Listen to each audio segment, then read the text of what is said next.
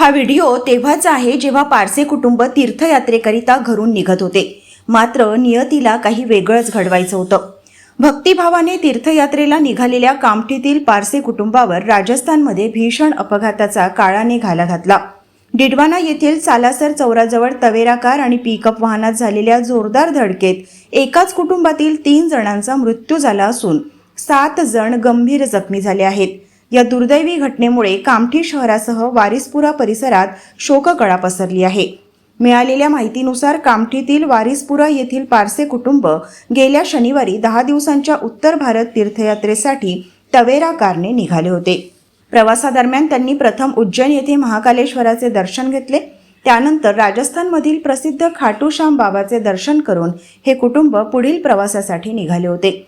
मात्र गुरुवार दिनांक 12 मार्चच्या पहाटे राजस्थानमधील डिडवाना येथे सालासर चौराजवळ त्यांच्या तवेरा कारला समोरून भरधाव येणाऱ्या पिकअप वाहनाने जोरदार धडक दिली.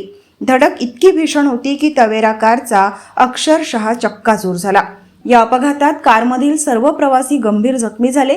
सुरुवातीला एकाचा जागीच मृत्यू झाल्याची माहिती मिळाली होती. मात्र उपचारादरम्यान आणखी 2घांचा मृत्यू झाल्याने मृतांचा आकडा 3 वर पोहोचला आहे. अपघातातील जखमींमध्ये महिलांबरोबरच तरुणांचा समावेश आहे. जखमींना तातडीने डिडवाना येथील शासकीय बांगड जिल्हा रुग्णालयात दाखल करण्यात आले. त्यापैकी पवन बागडे आणि घनश्याम पारसे यांची प्रकृती अत्यंत चिंताजनक असल्याने त्यांना पुढील उपचारासाठी जयपूर येथील मोठ्या रुग्णालयात हलवण्यात आले होते. उर्वरित जखमींवर स्थानिक रुग्णालयात उपचार सुरू आहेत.